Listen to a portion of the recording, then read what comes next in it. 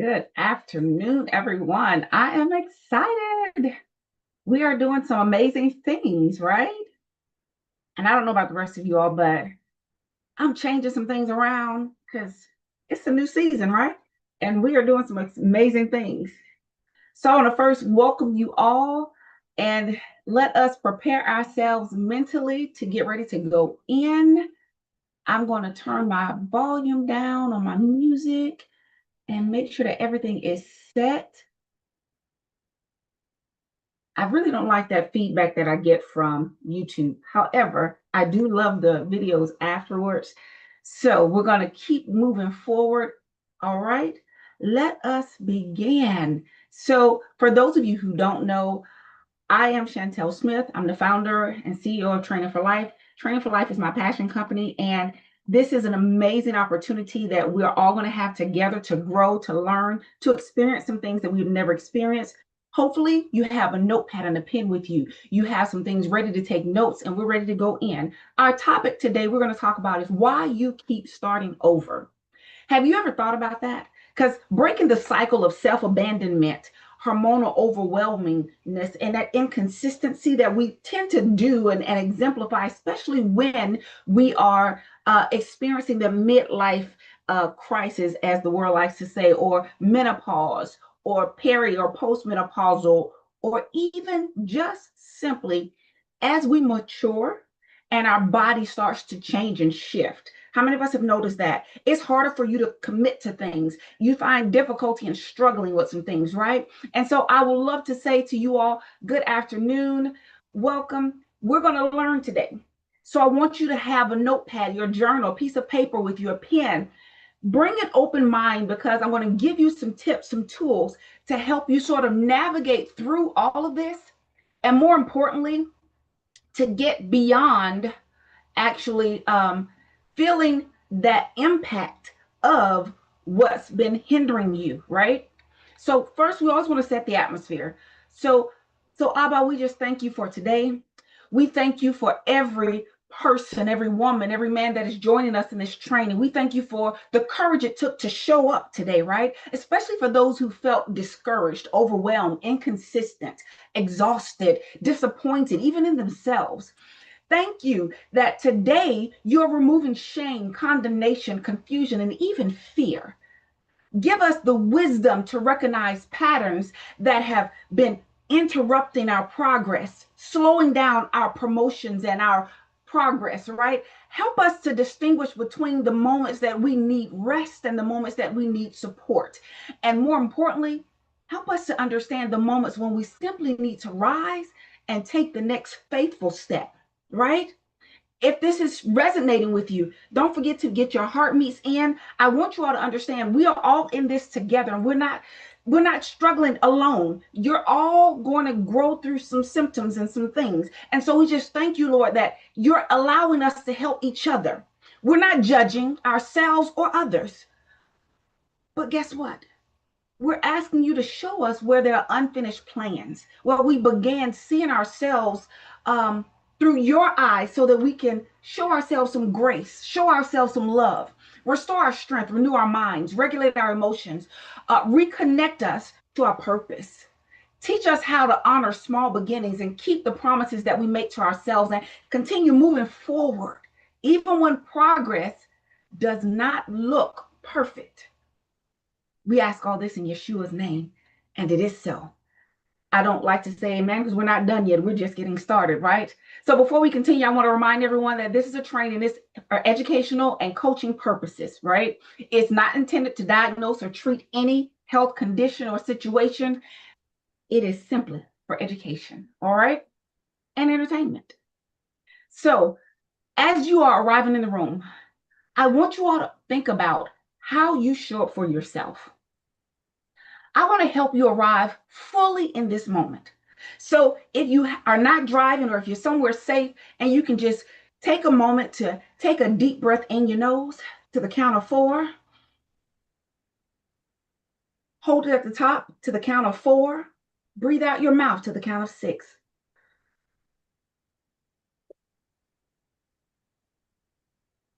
There's going to be a lot of information that we're going to unpack and unfold.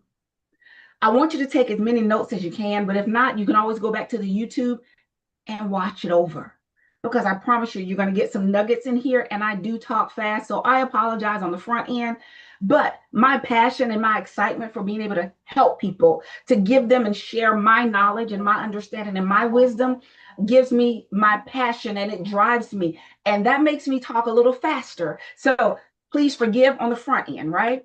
But have you ever felt um, like you've been inconsistent lately? Like you start things and then you don't finish. You say, I'm going to diet, or I'm going to work out 4 days a week, or I'm going to do this thing, or I'm going to start my business, or I'm going to do my 9 to 5, and then from 6 to 8 I'm going to work on my thing, the thing that gives me passion, right? And you start strong, right? We talked about that the last time, 2 weeks ago. We start strong, but then guess what happens? We slow down, we stagnate, we stop. Life happens. And then we start feeling frustrated, discouraged. Some of us, get down on ourselves. We feel confused, tired, inconsistent, and we feel like we're not improving, like we're stuck or stagnant. We get overwhelmed. We get hopeful again, and then we feel stuck again. Whatever your word is, I want you to write that word in the comments really quickly. What is that one word that you're feeling when you think about the things that you start but you don't finish? The ways that you show up, but it's not fully a showing up because you didn't complete the task. What is that one word? Put it there in the comments. Right. And so I'm seeing some of those words, right? When you feel that way, I don't want you to get down on yourself. What I want you to do more than anything else is show yourself some love and some grace, because you're not alone, right? I thank you all for your honesty. Right. Someone said devastated. I feel like there's a fear of a success setting in. Right.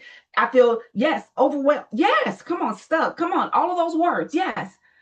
But today, it's not about judging. I want you to understand that this is not a place of judgment. This is a judgment-free zone. It's about understanding what may be underneath all of it. Discouraged, yes. So here's the thing. And I want you to know what I want you to do from this point forward. Don't look at it as I start and I stopped and get down on yourself. What I want you to do, overwhelmed, yes. I want you to ask yourself this: why do I keep beginning again? Why do I get excited about a goal, create a beautiful plan, buy the supplies, announce what I am going to do, and then slowly disappear from my own commitment? Why do I keep restarting the same health journey, the same business plan, the same morning routine, right? Restarting the same book, class, prayer practice, savings plans, exercise routine, right? Those personal boundary setting sessions we have with ourselves, right? We're going to set boundaries with our family. We're going to set boundaries with the people at work, right? All those things. Here is today's foundational message, and I want you to hold fast to this, hold tight to it, right? You do not need another resolution. You don't. What you need is to understand what keeps interrupting your ability to follow through for yourself. Come on, people. I'm not saying a heart meets. Come on. If this is helping you, a blessing you, encouraging you, give me some heart meets. Work with me. We're going to go through this. We're going to grow through this together, right? So with that, many of us assume that inconsistency means laziness. But let's be honest. If you were lazy, would you have gotten this far in life? No. Will you have accomplished everything that you've accomplished? And up until today, you have a 100% success record of surviving every worst day of your life. So give yourself credit. Pat on the back, little hug, look yourself in the eyes. I love you. All of those things. But I want you to say this, because sometimes we'll say, I must not want it bad enough. I don't have no discipline. I never finish anything. Remember, saying those things to yourself is defeating you. And if you don't want to have to live out or grow out or have those words produce and reproduce in your life, don't sow those seeds, right? Consistency is not always about laziness or an evidence of laziness. Sometimes it's exhaustion. Sometimes it's a plan that needs revision. Sometimes it's I need more time, more energy, more money, more help, more sleep, more emotional capacity so that I can carry it out, so that I can finish strong. Does that make sense? Sometimes what you're experiencing, especially if you're in menopause, perimenopause, or postmenopause, right? If you're experiencing those symptoms, sometimes you have your sleep affected, hot flashes, night sweats, right? Sometimes concentration, mood swing, energy fluctuations, your confidence goes up, it goes down because that weight shows up and then it goes away. And then sometimes it shows up and it don't want to go nowhere, right? Sometimes you're caring for children, for grandchildren, for your spouse, for aging parents. You have ministry, you have employees, you have clients and friends that are placing your needs at the bottom of the list. And all those that you love and care for, you're placing their needs at the top of the list. Sometimes you're carrying unresolved grief. Sometimes you're afraid of what will happen if I succeed, mistaking pressure for motivation, right? But that doesn't mean that your personal responsibilities disappear. What it does mean is I need for you to understand the reason behind the patterns and not the same, and they're not the same as making an excuse for it. We've been told that's making excuses. No. Sometimes when we put things in perspective, when we clear up some things, we're not removing accountability. What we're doing is we're replacing shame-based accountability with informed, compassionate, honest accountability. Does that sound better? There is a difference. So instead of saying that shame-based says, she failed again, she never changes, she never finishes. Guess what? You say something like, something interrupted the plan. Let's identify it, adjust the strategy, and take the next step. You don't have to start over, just take the next step. Show up again. Let today be day one instead of one day, right?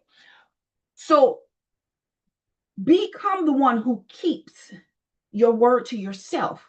Learn to trust yourself because guess what? When you do that, you increase your self-confidence, your self-resiliency. I want you to think about this. Write one question down to yourself. Write one answer down to yourself, rather. So here's the question. Where have I mistaken exhaustion, fear, grief, overwhelm, or perfectionism for a lack of discipline in my life? Write that answer down on your paper. Where have you mistaken and said that you were lazy? You couldn't, you just don't follow through. Instead of understanding that I'm dealing with some grief. We just buried one of my sisters a few days ago. Dealing with grief, fear, overwhelming, perfectionism, lack of discipline. It's not lack of discipline. It's literally a lack of understanding and a lack of knowing your capacity to handle all that's going on. So guess what? Sometimes you have to take a step back in order to take some steps forward. And so think about this. When you start strong, let's examine why we repeatedly start strong and then disappear on ourselves. Here are some reasons, right? Say you're doing some resolutions. I don't do New Year's resolutions anymore because I feel like I can write a plan out. And if I say it's a resolution, something in my mind says that I have to resist this. Something in my mind says I'm fighting against something. I'm battling something and I'm struggling with something. But if I simply say, I'm starting something new, and even though I may not know the fullness of it or understand it to the fullness, guess what? I can do this. So I want you to think of this. Imagine the life that you want to have. The body you want, the finances you want, the car you want, the house you want, the relationship you want, the friendships, the girl trips you want, all those things. Imagine that. Close your eyes and just imagine that for just a moment. In that imaginary life, you sleep 8 uninterrupted hours every night. Nobody needs anything from you. Everyone is self-reliant. Your hormones cooperate with your diet. Your energy remains stable all day long. How many of us are loving this imaginary life, right? Your schedule never changes. No fluctuations, no curveballs are thrown at you where you have to pivot. The children do not call with emergencies every other day. Your clients do not reschedule. They show up when they're supposed to. You get the work done and they go on about their business, right? Your body never hurts. Your mood never shifts. You are happy all day long, right? The job never becomes demanding. You always feel motivated. The real life enters the room at this moment. The plan becomes harder to maintain. And instead of adjusting the plan, you criticize the person attempting to follow it. You're not necessarily failing the plan. The plan may be failing to account for your actual life. Does that make sense? Give me some hearts. Give me some ones in the chat. Talk to me. Has this happened to you? A sustainable commitment must be designed for the life that you really have, not only the life that you hope to have one day. Does that make sense? Right. And so with that, I want you to ask yourself, does my plan include space for difficult days? Because I'm not going to tell you yesterday I had plans, but waves of grief kept hitting me. Most of those plans did not get done. I did not beat myself up. I did not criticize myself. What I did was I went and I took a nice long bath with some candles and some jazz music. Why? Because I didn't want it to be melancholy, but I didn't want it to be too upbeat. I just simply wanted to understand what I was feeling and give myself space to feel it. Does that make sense? Does your plan include space for your menopause symptoms, for grief, for family responsibilities, for unexpected expenses, for recovery, for being human?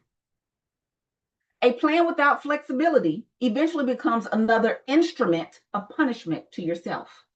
Does that make sense? Y'all can talk to me. Does it make sense to you? So here's another reason. We begin with intensity, right? And instead of sustainability in mind. So many of us do not begin slowly. We want to go hard. I'm going to go a whole hour in the gym. How about we build up to that hour and we just simply go 10 minutes of sustained movement, and then we do 10 minutes on a vibration plate and let the vibration plate do the last 10 for us. Does that make sense? Right.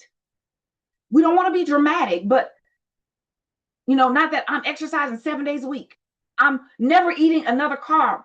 I'm waking up at 4:30 every single morning and getting it done. I'm reading the entire Bible in a month. How many of us say these crazy things to ourselves, right? I'm never resting again.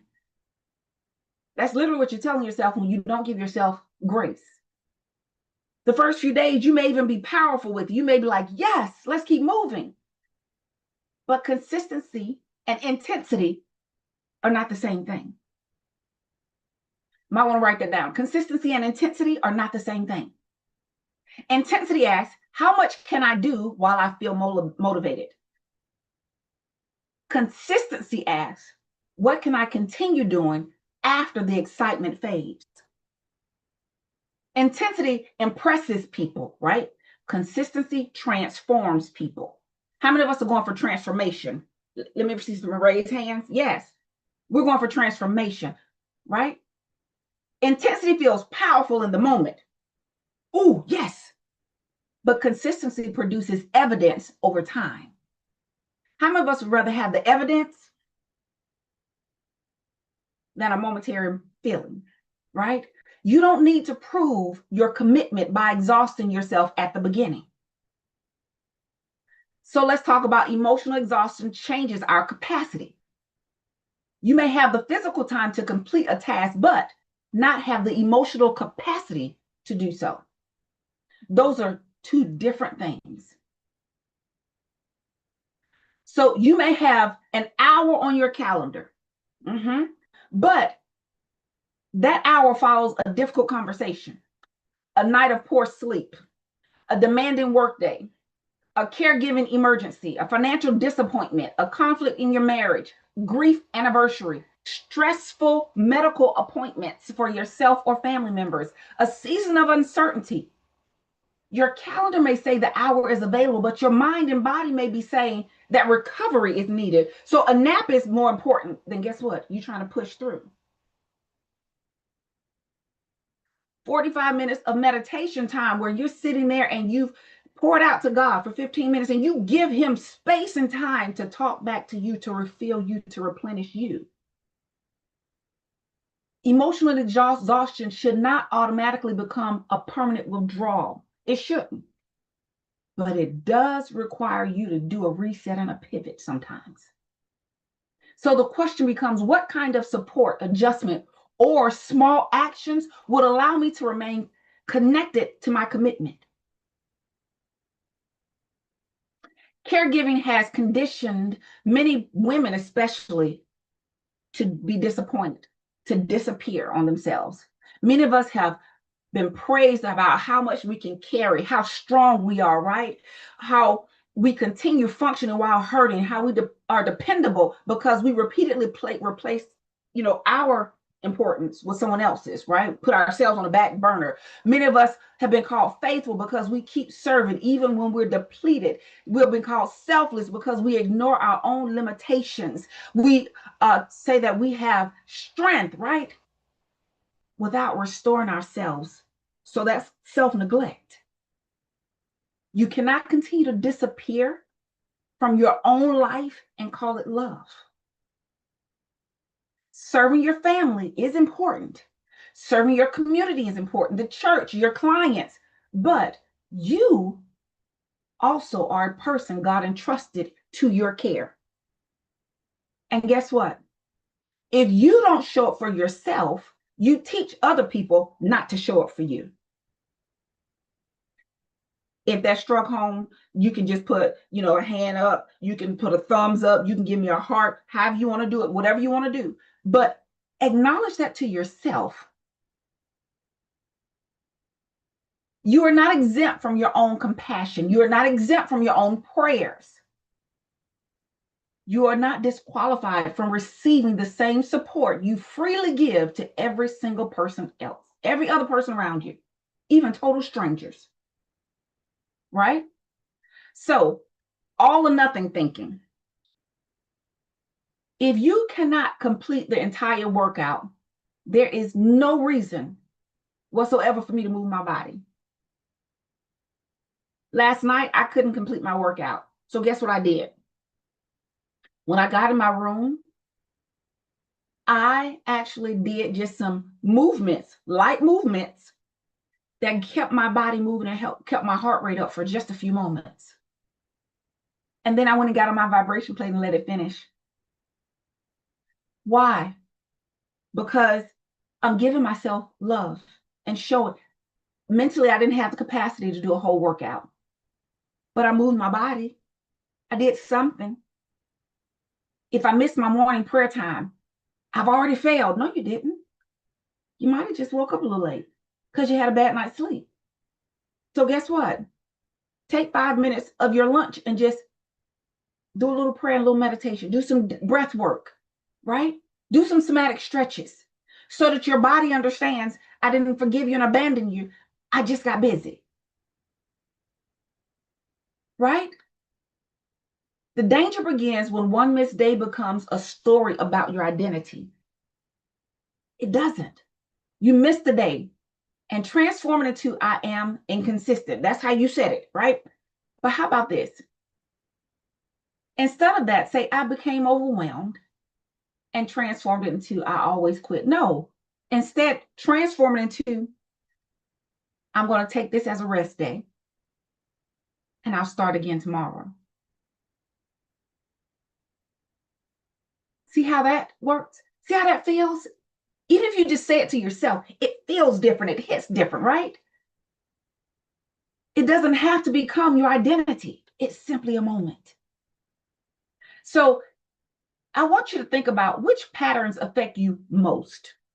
unrealistic expectations, emotional exhaustion, caregiving responsibilities, all or nothing thinking, fear of perfectionism. Which one do you think?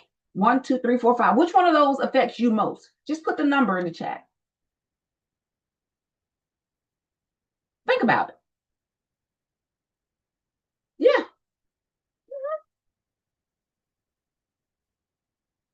And guess what? It depends on what's going on in your life. It can be all of them at different points in times. But that doesn't make you a failure. What it simply does is you have to understand the pattern and give yourself somewhere specific to intervene, right?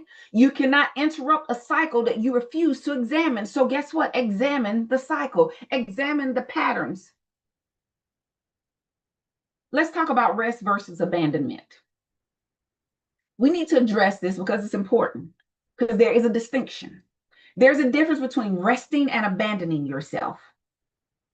Rest is intentional restoration. Say it with me, intentional restoration. I am pausing so that I can replenish my capacity. I'm pausing to listen to my body. I'm pausing to allow myself time to recover. I'm pausing to create space for me to breathe, pray, sleep, think, and heal, right? I'm pausing to reduce my output without disconnecting from my purpose. Rest has intention. Rest has boundaries. Rest has a returning point. You may say, I'm not exercising today because my body needs recovery, but I will take a gentle walk tomorrow.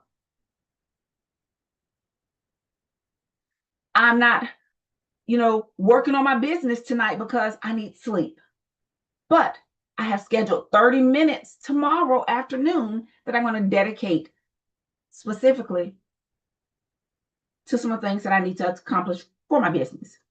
See how that sounds? Doesn't that feel a little bit more peaceful, a little more loving to yourself, right?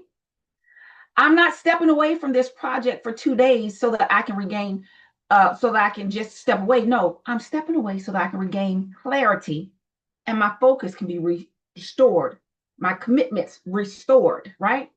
I'm reviewing it on Tuesday, right? Rest does not mean you no longer care. It simply means that you're protecting your capacity to continue. So let's talk about what is self-abandonment if that's rest. For the purposes of this coaching, I'll say self-abandonment means repeatedly disconnecting from your whole self, from your needs, your values, your health, your boundaries, your goals, or calling to maintain approval from others, avoiding discomfort or care for everyone except for yourself. That's self-abandonment. How many of us have been in those positions? I know I have. Especially if you're a mom, we've been there.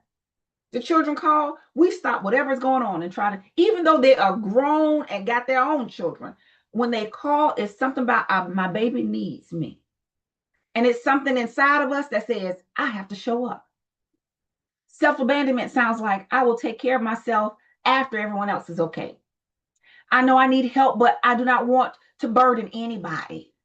I know this relationship is draining me, but I don't want them to be upset. I know my body needs attention, but I do not have time for this right now. I know I need to set boundaries, but they may not understand. I know God gave me this vision, but I keep placing everyone else's plans ahead of it. Self-abandonment does not always look dramatic. Sometimes it looks like responsibilities. It looks spiritual. It looks like being the dependable one. It looks like smiling while you are emotionally unraveling. It looks like saying yes when everything inside of you is asking for a pause and a complete sentence no. It looks like you helping everyone else around you remain consistent while you quietly abandon yourself and your own commitments. So here are 3 questions that you can ask yourself so that you can tell the difference, okay? Write this down. Question number 1. So when you're unsure, this is what you say. Is this pause helping me restore, or is it helping me avoid? Rest restores.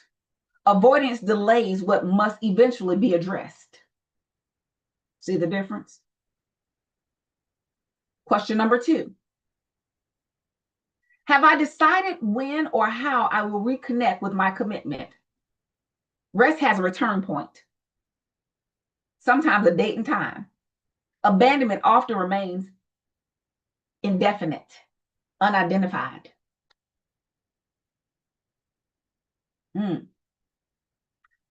Question number 3.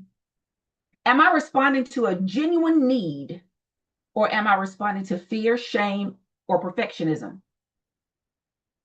You may genuinely need sleep. You may genuinely need medical attention, emotional support, or simply to simplify your goal. But you may also be avoiding the discomfort of beginning imperfectly. So be honest with yourself, without being cruel. Because being cruel has never helped you. It's never pushed you to do better and do more, right? It only prolongs what's been going on. Excuse me, I need just a drink. So let's talk about that guided reflex, or that guided reflection that I always say, because it's a reflex that we do. And I want you to make this something that you do naturally for yourself. Does that make sense? Place your hand over your heart. Sit up straight in your chair, feet flat on the floor. And ask yourself, where have I been calling it rest when I have actually disconnected from myself? Think about it. And then ask yourself this: where have I been calling myself lazy when I genuinely needed restoration or support? See, both questions matter. Some women need permission to move again, right? Others need permission to rest without guilt. Wisdom helps us recognize which one we need. See the difference? So let's talk about that overwhelming hormonal situation that we sometimes deal with, right? Inconsistent sleep, stress, and inconsistency. Let's talk about the specific hormones that menopause, sleep deprivation, and even the nervous system will begin to project in our lives, right? Because this is important, because we must avoid extremes. The first extreme is pretending that hormones have no effect on your daily functioning. How many of us have tried that? Magnesium off, that means sleep's going to be messed up. That means your energy level's going to be up and down. That means, guess what? Your body's not absorbing the vitamin D from the sun properly. Your body, every hormone receptor in your body is looking for magnesium so that it can better use the nutrients and vitamins and everything that you're getting from your food and everywhere else. See how that works? The second extreme is blaming every behavior, every decision, or every difficulty in your life on hormones. Neither one of those is helpful. Your hormones didn't make you cuss that person out or go off on that person, because you have control over your mouth. You have control over your thoughts. Sometimes you may feel off. And so sometimes I will say to myself, shut up, Shantell. Because I don't want to write a check that I don't want my life to have to walk out and cash out. Who's been there? Anybody? Right. Menopause is a normal life transition that every single woman is going to have to grow through. It's not a disease. However, the transition can involve symptoms that meaningfully affect every single day differently. Common experiences include the hot flashes, the night sweats, right? Sleep disturbances, mood changes, and cognitive concerns such as difficulty concentrating or remembering things. No, you're not in early menopause, early stages of what is that? Come on, brain. See, brain fog, right? Where you're forgetting everything. You're not there. You're not in a place where you are dealing with Alzheimer's. What you are dealing with is brain fog. What you are dealing with is, hey, I need to set some things in order. I need to check my hormone levels. I need to make sure that my food is my medicine and that I'm moving my body and I'm getting out in the sun and that, guess what, I'm getting proper rest. So if I didn't rest good last night, am I going to get up at 7 o'clock when the alarm goes off and I don't have a meeting till 9? Guess what? I can sleep for another 30 minutes and give my body 30 more minutes of rest that will help me recover. Many women in midlife, they describe cognitive symptoms common like brain fog, right? Distractibility, difficulty concentrating, trouble retrieving words. Just displayed that one, huh? Right. Or even names that you use on a regular basis. You find yourself like, who's been there? I know I'm not the only one, right? And so I want you to note this, that some women experience perimenopause and, those moods, instabilities, and all those things that we experience, irritability, low energy, all those things, right? But these experiences do not mean that a woman has become unintelligent, incapable, undisciplined, or unreliable. What it means is that her body has changed and her strategy must change with it. If I was in the church, I'd be like, can I get an amen on that one, right? So I need for you all to understand sleep and follow through. That's the first area I always talk with women about, sleep and follow through. Consider what happens when you are not sleeping well. You may have trouble focusing, become more emotionally reactive, struggle to make decisions, reach a quick discomfort in how you're feeling about a situation, feel complex tasks harder to begin because you're just simply drained. How many of you with me? Right? You're with me. Okay. You have less patience. You forget appointments. You forget words. You forget details.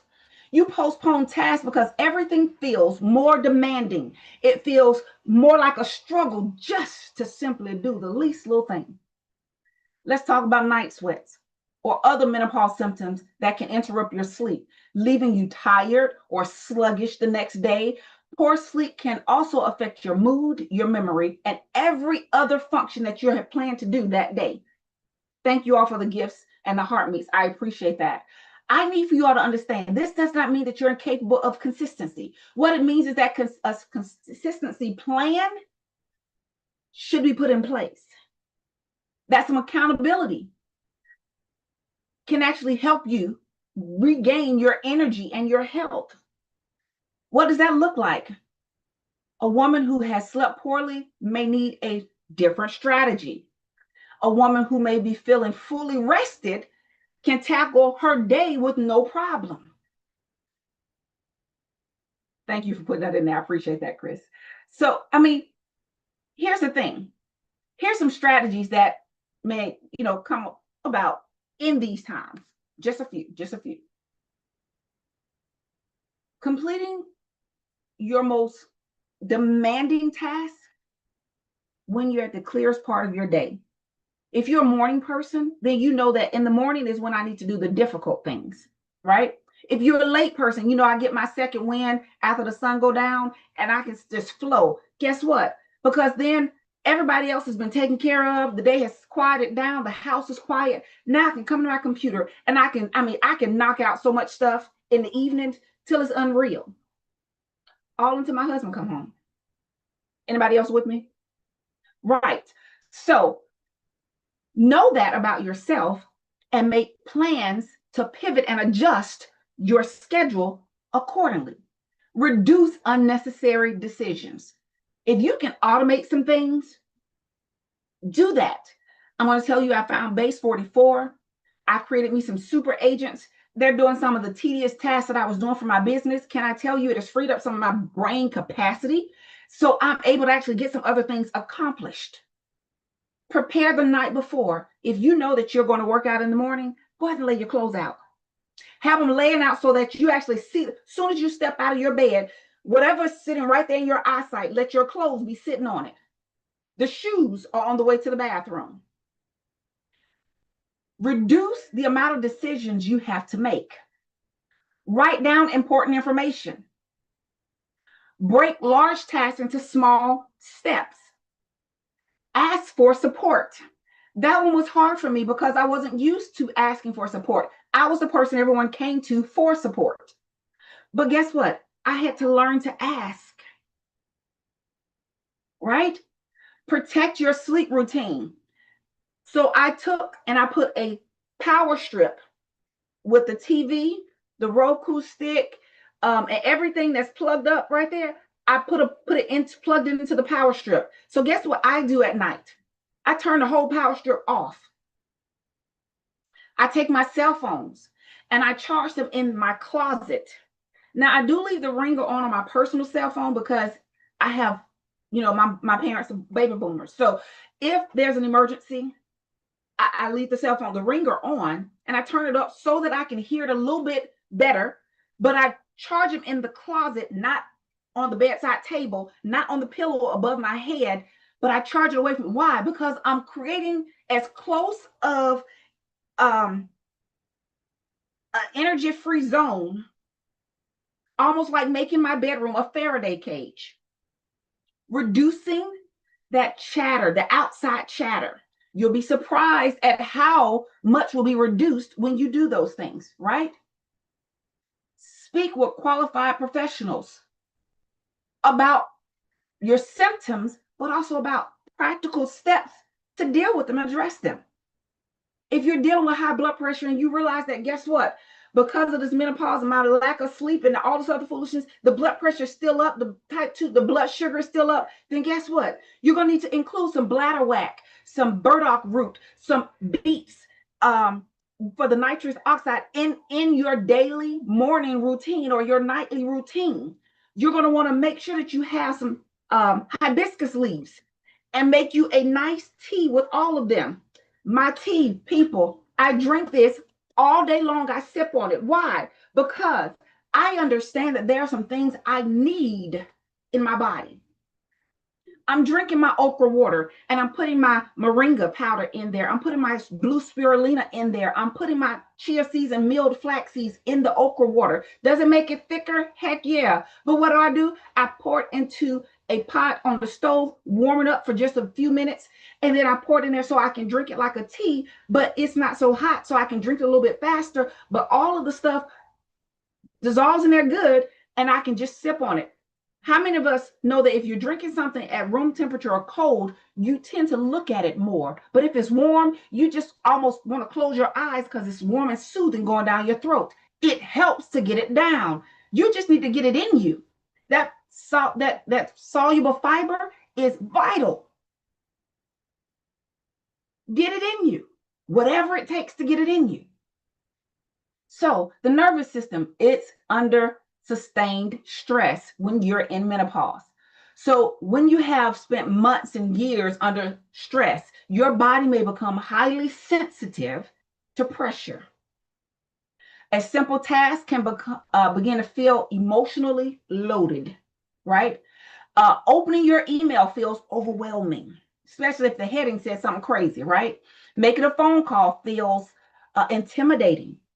And you're trying to figure out what in the heck is wrong with me. This is what I do. Looking at finances feels threatening. Returning to the gym feels embarrassing because that menopause belly has shown up and you're like, what the heck is this? Posting your business offers feels risky now. Why? Because the hormonal imbalance is causing everything to be out of whack.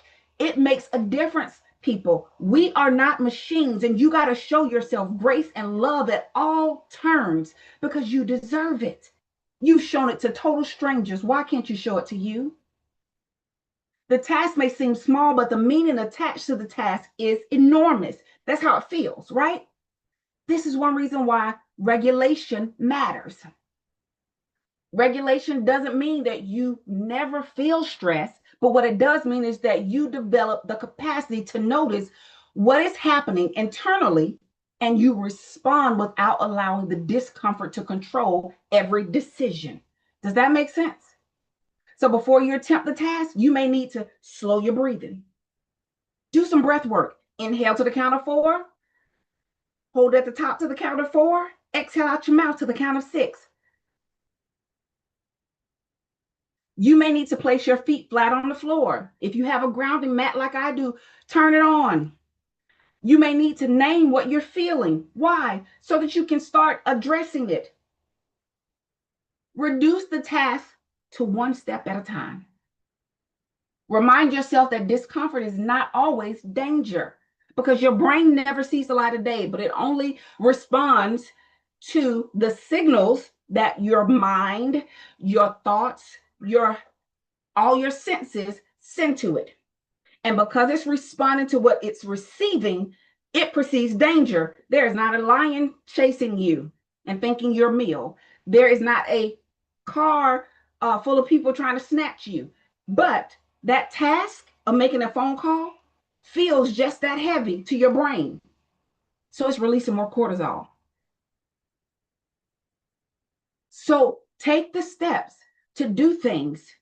Like I work for 45 minutes. I set an alarm and then I get up and I walk off. I just walk away. No matter where I'm at in it, I stop and I walk away. Do you know why I walk away?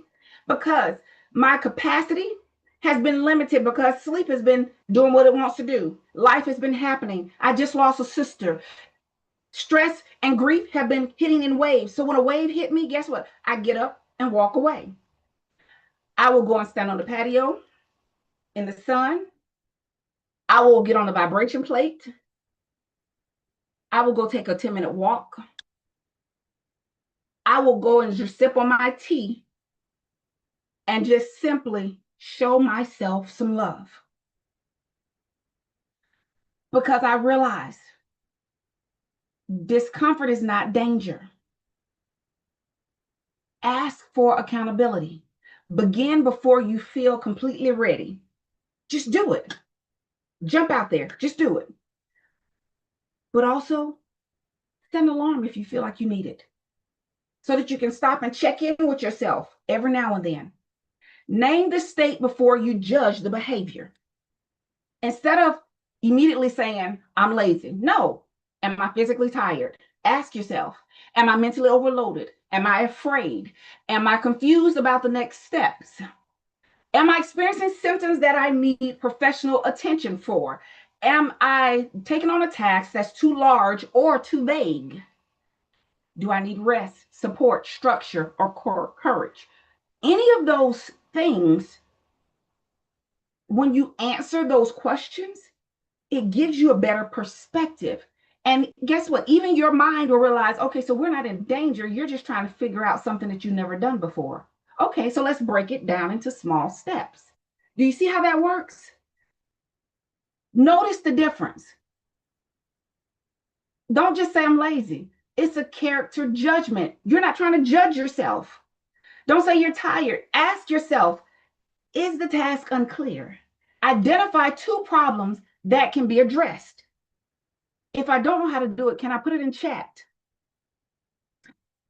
Can I call someone who I know knows how to do this and see if they'll give me a clear path and some answers on how to get started? Those simple steps will take the stress off of you. You will feel more clarity. And now it doesn't feel dangerous. It doesn't feel overwhelming. It doesn't feel like, oh, I'm avoiding this. It just simply feels like I'm just following the instructions that I wrote down. I'm following the instructions chat gave me. You don't say that you're inconsistent. No, because that's judging your identity. That's an identity statement. You're not. We're not judging our whole identity off of one situation. No, that's self-sabotage. We want to be hopeful and helpful to ourselves. We want to make sure that we understand, if I'm avoiding something, is it because I'm afraid? Is it because I need clarity? Is it because I need a break? Observing these things, it gives you choices. It gives you clarity. And as you begin to check in with yourself, you now have better answers and know how to respond. I had so many more notes and I have so much more that I want to share with you all, but I know I'm getting close. So I'm just going to try to jump down to the part where I want to give you what I created for my clients. And we can definitely go further into it if you're interested. But I call this the reset method, right? So you want to give yourself practical method that you can use whenever your inconsistency is interrupted, or whenever your consistency is interrupted, or whenever you feel inconsistent and you feel like I need a reset, I need to change some stuff up so that I can get back focused, right? So the first goal is to reset, not to restart. Reset. There's a difference. When you say it in your brain, it hits a little differently, right? Restarting says everything I previously accomplished no longer counts. No, resetting says I experienced an interruption and I am returning with greater awareness. You don't return to zero every time this happens, right? You return with experience, with information, with evidence that works, that didn't work. You have some understanding this was a success, that didn't work so well. Let's try something different. It's a reset, not a restart, right? So first, the R, recognize the interruption without shame. Ask what happened. Not what is wrong with me, because there's nothing wrong with you. Name the interruption accurately. Be honest with yourself. Was it an illness? Was it poor sleep? Was it grief? Was it fear? Was it confusion? Overwhelming? Was it a family emergency? Was it unrealistic expectations or plan? Was it a lack of support? Whatever, perfectionism, however you see it. But recognize the actual interruption without creating a character indictment. Simple? Okay, let's keep going. The E for the reset, right? E, examine the pattern and the need. Don't ask yourself this. So ask, what usually happens immediately before I disconnect? Then ask yourself, what did I need that I did not acknowledge? Because if you don't ever ask yourself these questions, guess what happens? You don't have clarity to keep moving forward. You may need rest, clarity, encouragement, accountability. You may need medical support, boundaries, smaller tasks, making it bite-sized. How do you eat an elephant? One bite at a time, right? Different environment. You may need to get up and get outside in some fresh air, work on the patio. You may need a conversation with someone to give you some clear instructions. You may need to make a decision about something. You may need some honesty. Examine the pattern without defending or condemning it. Just examine it. The S for reset. Shrink the commitment. Reduce the action until it becomes doable. Do not ask yourself, what should I do? Or why can't I do this? This should be something simple. You know what? Before menopause, it may have been. But now that she's shown up in our lives, guess what? Ask yourself this. What can I realistically complete next? Just one thing. Just one. Your next action may take about 10 minutes. Just give yourself that. Or it may even take 5 minutes. It may be one phone call. It may be putting your walking shoes on. It may be scheduling the appointment. It may be drinking the water and going to bed. It may be shrinking the commitment without shrinking the vision, because you're still making progress, right? And forward progress builds momentum every single time. Give yourself credit for the progress. The next E for reset. Execute the next available action. What is the next available action? Do not wait for Monday. Don't wait for next month. Don't wait for you to feel like you're completely motivated all over again, because guess what? Doing the thing builds the motivation. So don't wait for the motivation to come. Just do it. Don't wait until you have forgiven yourself perfectly. Take the next available action. That might look like later today. Take one step. That might be like tomorrow morning. Start the task one step at a time. That may look like the goal being reduced the distance between interruption and returning.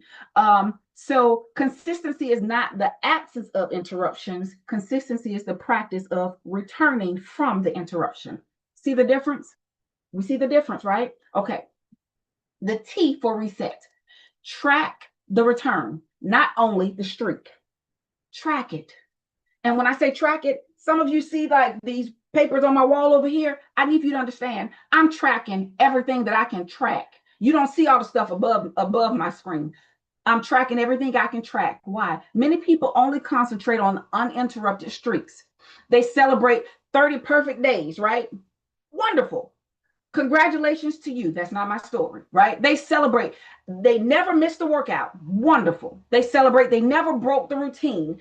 But I also want you to track how quickly you returned from the break. You may once disappear for 6 months, but this time you only disappear for 6 weeks. Celebrate that. You may used to get everything done and be able to rest 2 days for the weekend, but now you're like, I'm struggling to get 1 full day of work in. Then break it up. But how many days in between the interruption? It went from 6 weeks, now it's to 6 days. Now it's to 1 hour, right? That's progress. Celebrate the progress. Give yourself credit for every small step. It's progress, and progress is progression. It is momentum. It builds upon itself, right? So don't ask yourself, how long was my streak? Ask yourself, how quickly did I return after the interruption? So that's the reset method. Recognize, examine, right? Shrink, execute, and then track. I need you to understand. Practical exercises. Take out your notebook right now. Complete these 4 statements for yourself, not for me, for you. Don't overthink it. I'm just going to ask a question, and I want you to just take a deep breath and then start writing, okay?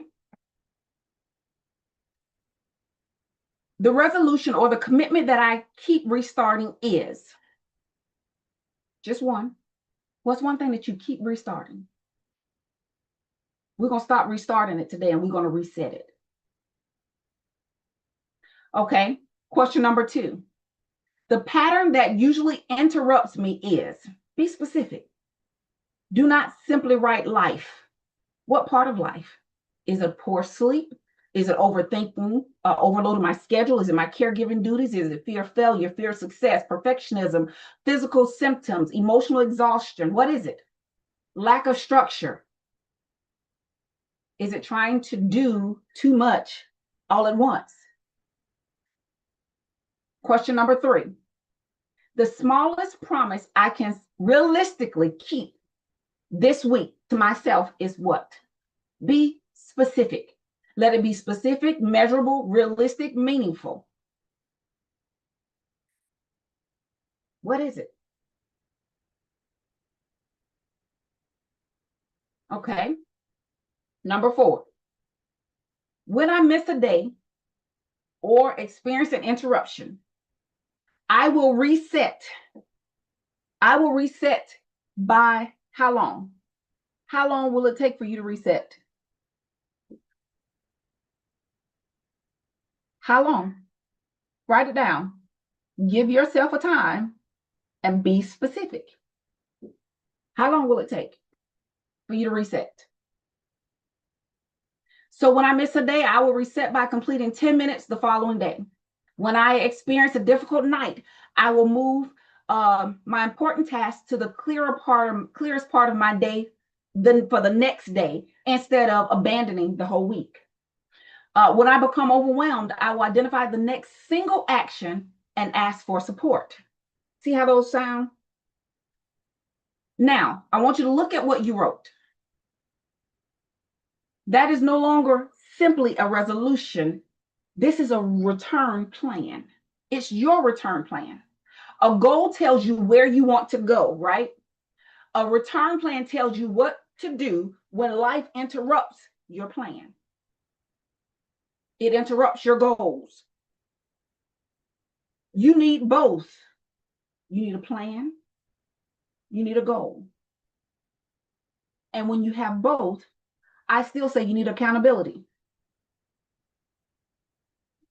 So I want us to do this. This is what I say to everyone. As we close, I want you to remember this.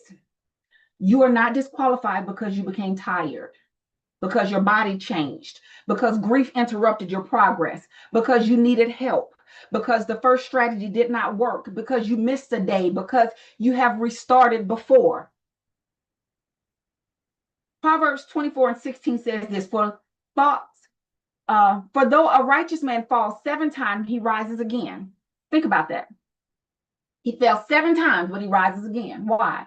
The power is not found in pretending that the fall never happened. The power is found in rising again. Will you rise again? You don't have to keep returning to the beginning. You can start right where you are. You can reset from where you are. You can take what you've learned. You can adjust the commitment. You can support your changing body and mind. You can honor your current capacity. And you can keep moving forward with the next small promise. Small steps consistently will still produce in your life. So we understand here that repeatedly telling women to try harder, that doesn't address what you may be experiencing or what's happening underneath your inconsistency. Sometimes the cycle involves emotional exhaustion, menopause symptoms, nervous system patterns, unresolved grief, identity challenges, unhealthy boundaries, fear, years of placing yourself last. So what I do, I help women examine those deeper patterns and develop personalized strategies for healing, for regulation, for confidence, for identity, for purpose, and even for sustainable transformation. So what goals have you failed to accomplish in your life? I want you to also ask yourself this. What has been happening emotionally, physically, spiritually, and practically that has made this goal difficult to sustain?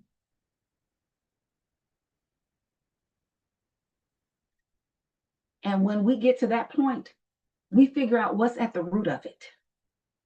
Because when you understand the root versus a fruit, we can uproot the roots. And then every shoot, stem, limb, branch, and twig that grew from that root can be easily pulled up and redirected.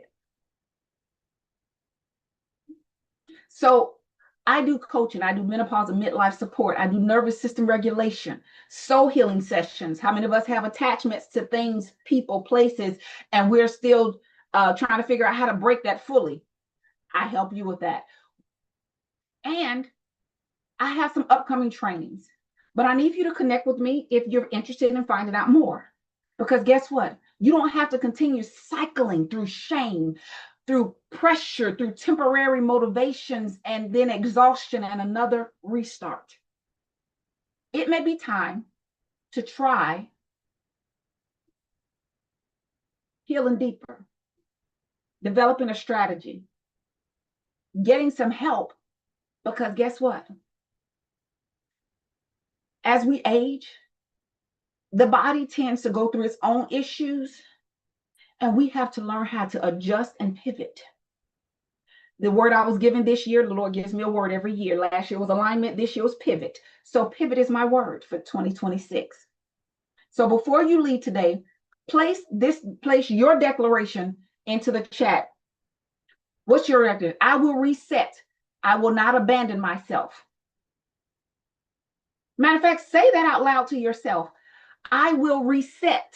I will not abandon myself.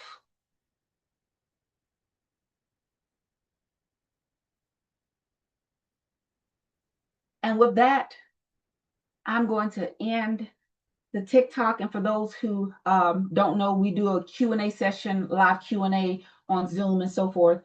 I will ask if the people on Zoom are okay with me keeping TikTok going for the Q&A sessions. I don't know what type of questions, but if they're personal questions, you can say it's personal or whatever. But if you want and you don't mind sharing so that they can hear your questions, I can respond and answer some questions about some things that you're growing through.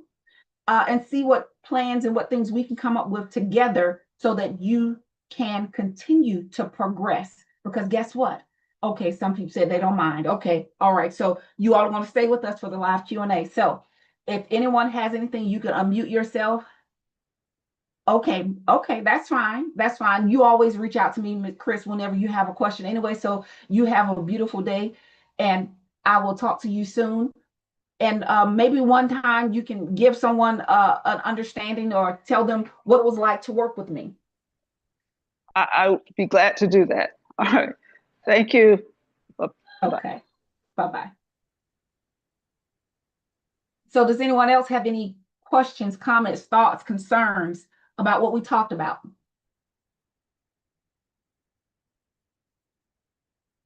I am going to stop the